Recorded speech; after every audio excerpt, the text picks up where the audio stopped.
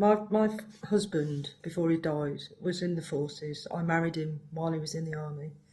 I was with him for 9 years whilst he was in the forces. And at no point did anybody from the forces, the regiment, anywhere, offer any support to myself or my children.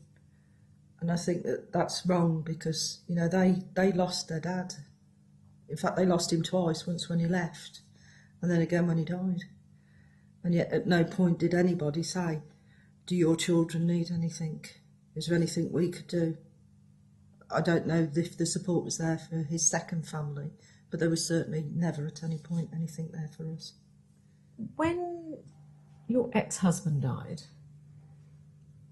how did you feel, and were you surprised at those feelings? When my ex-husband died, it was a great shock because he actually took his own life. And it's not like you ever expect anybody to do anything like that. So, and the feelings that I had, there were so many different ones. There was sadness that he had to do that. Felt sorry. So it upsets me now for the children and his new family. I had empathy for them. And you had children together? Yes. And did you feel to some extent that you grieved for them as well and took on their emotional grief? I think I did because they didn't know him. That my children were small when he left. And it was just such a so sad. Because one of the things that has surprised people is that when somebody in service, for example, dies, that often there is a new wife. Yes, yeah. That is the focus of people's attention. Yeah. But an ex-wife, who might be the mother of the children, has significant emotions themselves. And is that something that you understand completely? I think so, because even down to the funeral, when you talk about emotions, you feel like you need to stand in the background, even with the children, although they are his first family, if you think. You know, they were there before his new family, before his new children, before his new life. They were his life. And yet you have to stand in the background because you don't want to intrude. Well, I certainly felt like that. I don't know about others. But it's just it's a lonely place to be because you don't really fit in anywhere. It's like you're the afterthought. And it's hard for the children.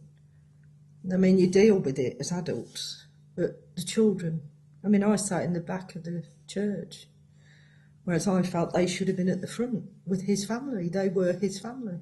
How did they take it? The children. My youngest daughter, because she was only 4 months old when me and her father split up, and the others ranged from 7 down to 4 months. And to be honest with you, I don't think they really understood. My youngest daughter thought my father had died because she'd never had a dad.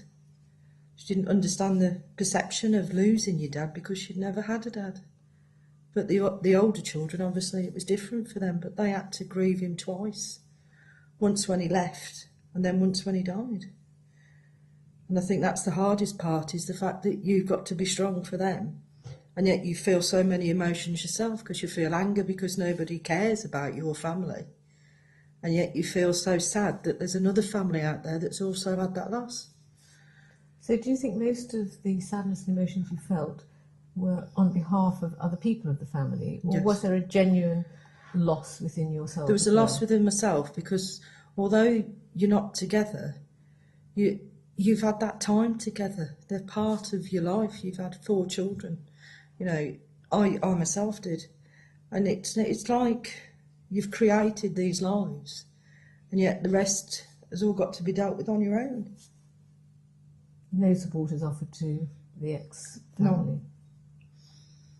No. It's interesting because as more and more families have multiple relationships, if you like, that this is something that actually seems to be becoming a bit of an issue, that about needing to offer support to, in fact, however wide the family extends, that people there feel the loss quite keenly. I think the biggest problem is that people almost, they assume that because you're not together, you don't care. And that isn't the case at all. In my case, my husband left me. I never left anyone. My children never left anyone. They were left behind. And is it really fair to just assume because they're the first family that were left behind, they don't count anymore? I don't think it is. I don't think it's right, and I don't think it's fair. So what advice would you give to people supporting bereaved families? I think you should be there for the children. You should also be there for the ex-partner, because nobody wishes anybody dead, and we all have to deal with it, but you shouldn't have to deal with it completely alone. It's not right and it's not fair.